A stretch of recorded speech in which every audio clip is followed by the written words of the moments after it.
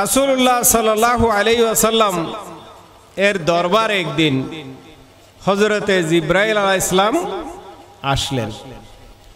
এসে পরপর বেশ কয়েকটা প্রশ্ন করলেন। বললেন, ক্বালা ইয়া মুহাম্মদ আখবিরনি আনিল ইসলাম। হে আল্লাহ রসুল, হে মুহাম্মদুর রাসূলুল্লাহ, আপনি আমাকে ইসলাম সম্পর্কে একটু জানান, একটু শিক্ষা দেন। অর্থাৎ একজন মুসলমান পরিচয় হওয়ার জন্য, একজন মানুষকে মুসলমান বলে ঘোষণা দেওয়ার জন্য কি কি বৈশিষ্ট্য তার মধ্যে থাকতে হবে, তার মাঝে কি কি দেখলে আমি তাকে মুসলমান বলে কি করতে পারবো, বলতে পারবো, স্বীকৃতি দিতে পারবো। রাসূলুল্লাহ সাল্লাল্লাহু আলাইহি ওয়াসাল্লাম বললেন, আল ইসলামু আন তাশহাদু আন লা ইলাহা ইল্লাল্লাহ ওয়া আন্না মুহাম্মাদান রাসূলুল্লাহ ওয়া তুকিমাস সালাত ওয়া তুতিজ যাকাত ওয়া তাসুমু রমজান ওয়া তাহুজ্জুল বাইতা ইন ইসতাতা ইলাইহি সাবিলা। আল্লাহ নবী বললেন, ইসলাম, ইসলাম মানে মুসলমান। ইসলাম যে পালন করে সে হচ্ছে কি মুসলমান।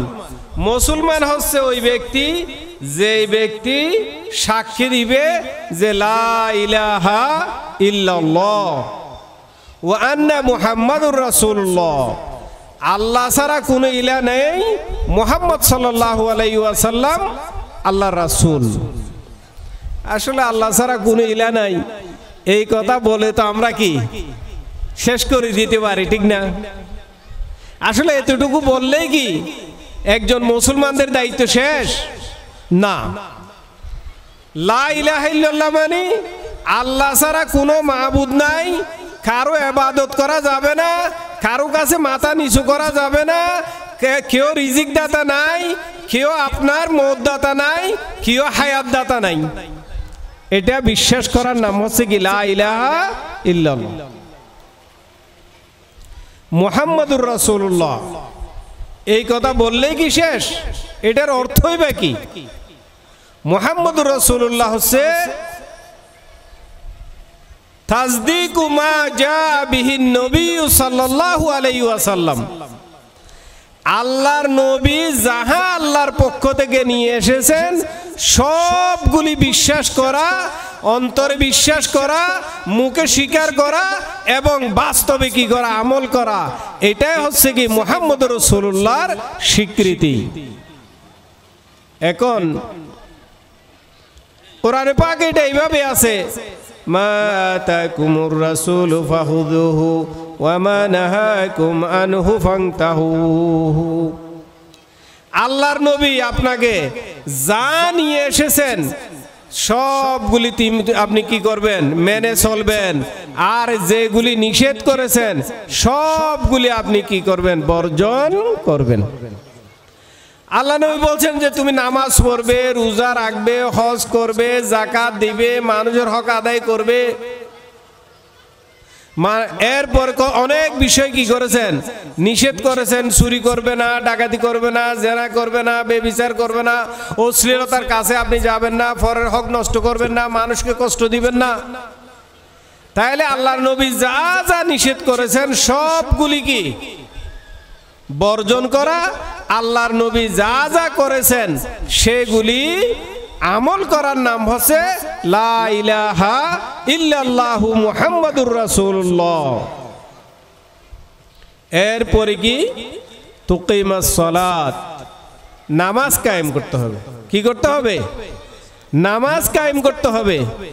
আজকে আমাদের সমাজে আসলে নামাজ কতটুকু কায়েম আছে আপনি দেখবেন।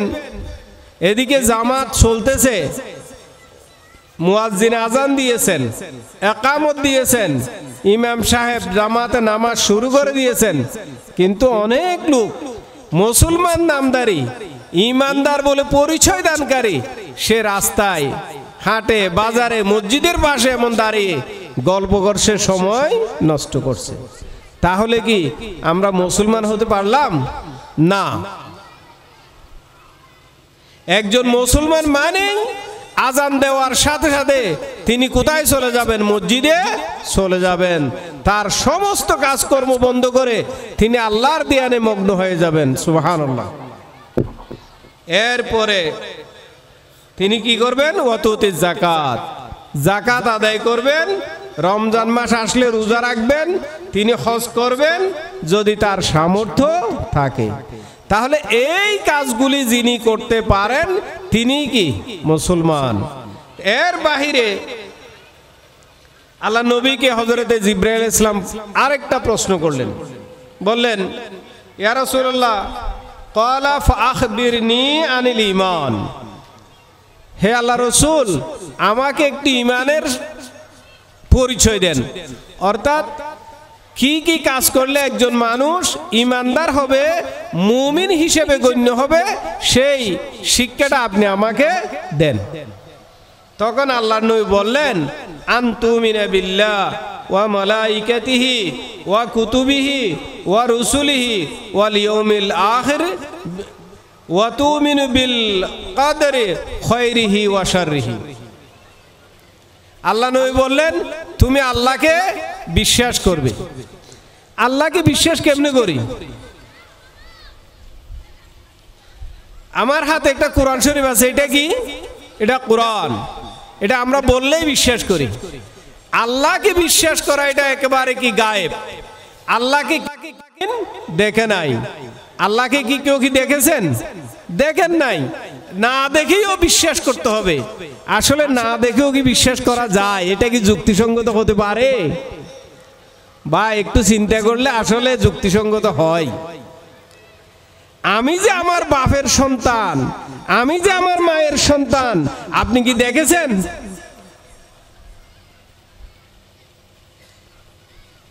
তারপরেও আমার মা আমাকে বলছে আমি উনার সন্তান, উনার গর্ভ থেকে জন্ম নিয়েছি। উনি বলেছেন ইনি তোমার বাবা। আমার আত্মীয় স্বজন সবাই বলছে যে ইনি তোমার বাবা, ইনি তোমার মা। তাহলে আমরা কি না দেখেও বিশ্বাস করি না? তাহলে যে মহান রব্বুল আলামিন, আমি ছিলাম না, আমার অস্তিত্ব ছিল না, আমার কিছুই ছিল না, আমার চোখ নাক জীবন কিচ্ছুই ছিল না, সেইখান থেকে যিনি আমাকে সৃষ্টি করেছেন, তাহলে তাকে কি আমি শুনে বিশ্বাস করতে পারি না? তাকে বিশ্বাস করা মানে কি? বিশ্বাস করা হচ্ছে তার সমস্ত আদেশ মেনে চলা, তার নিষেধ থেকে বিরত থাকা। প্রিয় ভাইরা, এখন এরপরে বলছে যে কি তুমি বিশ্বাস করবে ফেরেশতাকে। আমরা তো সহজে বলতে পারি ফেরেশতা আছে। আসলে ফেরেশতা আছে এই কথা বললে আপনার দায়িত্ব শেষ নয়। ফেরেশতা আছে মানে ফেরেশতা আপনার কাঁধে বসে আছেন। আপনি কি করছেন, কি বলছেন, কি কাজছেন, চুরি করছেন না ইবাদত করছেন, ডাকাতি করছেন না জেনা করছেন, ঘুষ খাচ্ছেন, সুদ খাচ্ছেন, কি করছেন, সবগুলি কি এই কিরামান কাতিবিন কি করছেন? লিখে রাখছেন। এইটাই আপনার বিশ্বাস। আর যখন আপনি মরে যাবেন, আপনার যখন বয়স হয়ে যাবে, আপনাকে যখন মৃত্যুর সময় আসবে, আজরাইল এসে আপনার জান কব্জ করবে, আর আপনি দুনিয়াতে থাকতে পারবেন না। এটা আপনি কি করবেন? বিশ্বাস করবেন। এরপরে যখন আপনাকে কবরে দেওয়া হবে, আতাহু মালাকানে আসওয়াদান আজরাকান ফায়ুজলিসানিহি, এরপরে যখন আপনাকে কবরে দেওয়া হবে, কালো বিটগুড়ে কুৎসিত দুইজন ফেরেশতা আপনার দরকি কবরে উপস্থিত হবে, আপনাকে বসাবে, আপনাকে প্রশ্ন করবে, মান রাব্বুকা ওয়া মা দীনুকা ওয়া মা তাকুলু বিহাযার রাজুল। তোমার রব কে ছিল? তুমি কাকে মানতে, কাকে বিশ্বাস করতে, কার ইবাদত করতে, কে রিজিক দাতা মানতে, কে চাকরি দাতা মানতে, কে নিরাপত্তা দাতা তুমি মানতে দুনিয়াতে? সেই প্রশ্নের উত্তর তোমাকে দিতে হবে প্রিয় ভাইরা।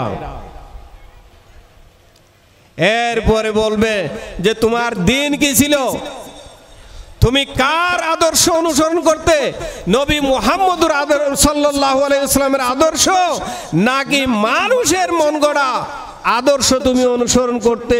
তুমি কি সেকুলারিজম নাস্তিকবাদী আদর্শ অনুসরণ করতে, নাকি আল্লাহর দেওয়া দিন ইসলাম, ইন্নাদ-দীন ইনদাল্লাহিল ইসলাম, ইসলামের শাশ্বত জীবন বিধান তুমি কি মেনে চলতে, নাকি সেই ইসলামের বিধানকে বর্জন করে অন্য মত আদর্শ তুমি মেনে চলতে? সেই প্রশ্ন তোমাকে করা হবে। কে করবেন? ফেরেশতা। এইটা হচ্ছে ফেরেশতার উপর ঈমান আনা। এটার নামে কি? ফেরেশতার উপর ঈমান আনা। এরপরে আপনার রাসূলগণের উপর, রাসূলগণকে বিশ্বাস করা। আল্লাহ পাক যুগে যুগে আমাদের মতো গোমরা মানুষদেরকে হেদায়েতের জন্য যুগে যুগে কি করেছেন? নবী পাঠিয়েছেন। নবীর পরে আজকে নবীর উত্তরসূরিরা মুহাম্মদ রাসূলুল্লাহ সাল্লাল্লাহু আলাইহি সাল্লামের উম্মতগণ আজকে কি করছে? মানুষকে হেদায়েতের দিকে কি করছেন? ডাকছেন। এরপর আপনার বিশ্বাস করতে হবে ওয়াল ইয়াউমিল আখির। আমি পরকালকে বিশ্বাস করি। ভাই পরকাল হবে, এতটুকু বললে কি হবে? পরকালে আপনাকে কবর থেকে উঠানো হবে, আপনার হাসর হবে, হাসর ময়দানে আপনাকে উপস্থিত হতে হবে। সেইখানে আপনার আমল অনুযায়ী আপনি প্রচণ্ড রোদের নিচে ঘামের মধ্যে আপনি সাঁতার কাটবেন। এরপর আপনি দিনদার, ইমানদার, মুত্তাকি, পরহেজগার যদি বেগুনাহ মাসুম হন, তাহলে আপনাকে কি দেওয়া হবে?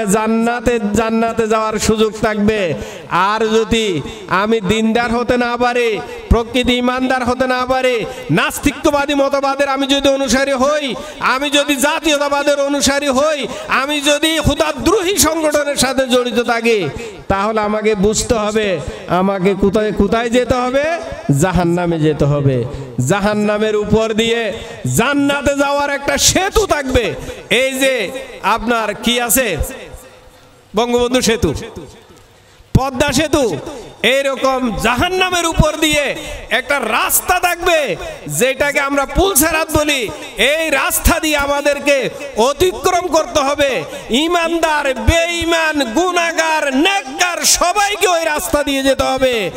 আর যারা ইমানদার তারা বিদ্যুতের মতো খুব দ্রুত কেউ ঘোড়ার গতিতে, এইভাবে যার ইমানের যত পাওয়ার সেই তত স্পিড ওই রাস্তা পার হবে। আমরা যে ড্রাইভ, এই যে মেইন রাস্তার উপর এই যে আপনার কি হয়েছে? ফ্লাইওভার হয়েছে। যার গাড়ি যত পাওয়ারফুল, যত মজবুত, সে যত দ্রুতভাবে চলে যাবে। আর যার গাড়ি, ইমানের গাড়ি, যতই দুর্বল হবে তার গাড়ি ততই কি থাকবে? অচল থাকবে।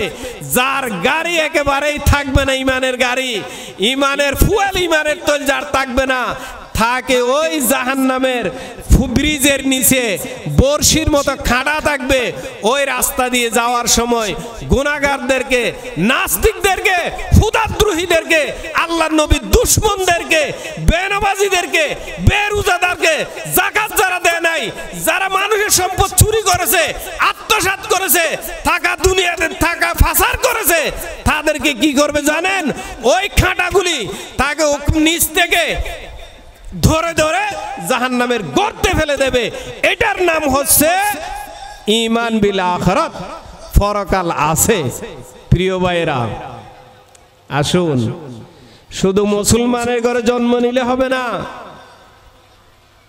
শুধু টুপি মাথায় দিলে হবে না, আপনাকে আল্লাহর নবীর পুরো আদর্শ মেনে চলতে হবে। লাকাদ কানা লাকুম ফি রাসূলিল্লাহি উসওয়াতুন হাসানা। কার আদর্শ মানবেন? আল্লাহর নবীর। কার আদর্শ মানবেন? আল্লাহর নবীর আদর্শ যদি মানি, আল্লাহর নবী নিজে বলছেন বইস্তুলে উতাম্মিমা মাকারিমুল আখলাক, আমি সর্বোত্তম আদর্শ, সর্বোত্তম চরিত্রকে শিক্ষা দেওয়ার জন্য আমাকে দুনিয়াতে পাঠিয়েছে। সেই শিক্ষা যদি আমি জীবনে গ্রহণ করতে পারি, তাহলে আমার জীবনও, দুনিয়াও সার্থক এবং আখিরাতও কি হবে? সার্থক হবে ইনশাআল্লাহ। আমরা বলি না, রব্বানা আতিনা ফিদ দুনিয়া হাসানা ওয়া ফিল আখিরাতি হাসানা ওয়া কিনা আযাবান নার। হে আল্লাহ, আমাকে দুনিয়াতে সৌন্দর্য দান করুন, আখিরাতে সৌন্দর্য দান করুন। এবং জাহান্নামের আগুন থেকে আমাদেরকে বাঁচান। তাহলে একমাত্র নবী মুহাম্মদুর রাসূলুল্লাহ সাল্লাল্লাহু আলাইহি ওয়াসাল্লামের আদর্শ যদি আমরা ধারণ করতে পারি, তাহলেই দুনিয়াতেও শান্তি, আখিরাতেও কি মুক্তি। আল্লাহ পাক এই আখিরাতে মুক্তি, দুনিয়ার শান্তি যদি আমরা পেতে চাই, তাহলে আমাদের কি করতে হবে? এই আদর্শ কি সেটা জানতে হবে। এই জানার জায়গা কয়টা? দুইটা। একটা হচ্ছে আল্লাহর কুরআন কিতাব, আর একটা কি হাদিস। তারাকতু ফীকুম আমরাইন লান তাদিল্লু মা ইন তামাসসাকতুম বিহিমা কিতাবাল্লাহি ওয়া সুন্নাতা নবিহি। আমি তোমাদের কাছে, আমি নবী মুহাম্মদ দুনিয়া থেকে চলে যাচ্ছি, তোমাদের জন্য আমি দুইটা জিনিস রাখছি। একটা হচ্ছে আল্লাহর কিতাব আল কুরআন, আর একটা হচ্ছে কি আল হাদিস। প্রিয় ভাইরা, আল্লাহ নবী আরেকটা কথা বলছেন, যে এটা সমাজে বেশি বর্তমানে বিতর্ক। মাইয়াইশু মিনকুম বাদি ফাসায়ারা ইখতিলাফান কাসীরা।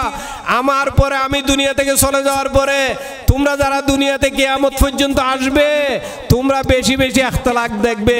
আমি এক ধরনের বলি, এই হুজুর আরেক ধরনের বলে, ওই হুজুর আরেক ধরনের বলতে, ওই নেতা এক ধরনের বলে, ওই দল আরেকটা বলে, ওই গোষ্ঠী আরেকটা বলে। বলে যে আমাদের বাঁচার উপায় কি হুজুর?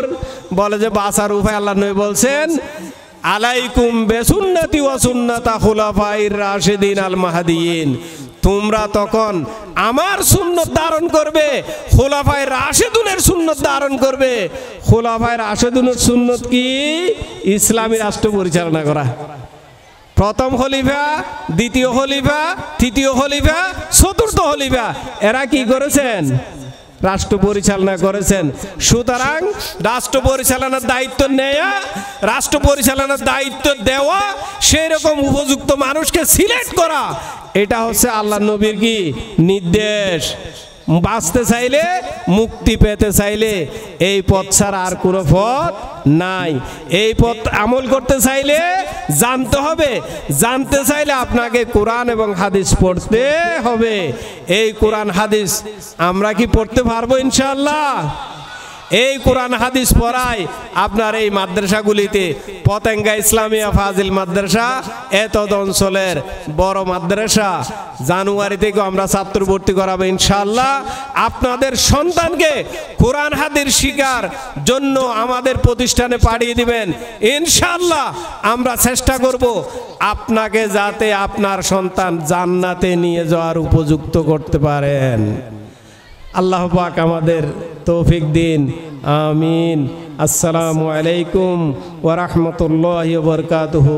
সুবহানাকা আল্লাহুম্মা ওয়া বিহামদিকা আশহাদু আল্লা ইলাহা ইল্লা আনতা আস্তাগফিরুকা ওয়া আতুবু ইলাইক।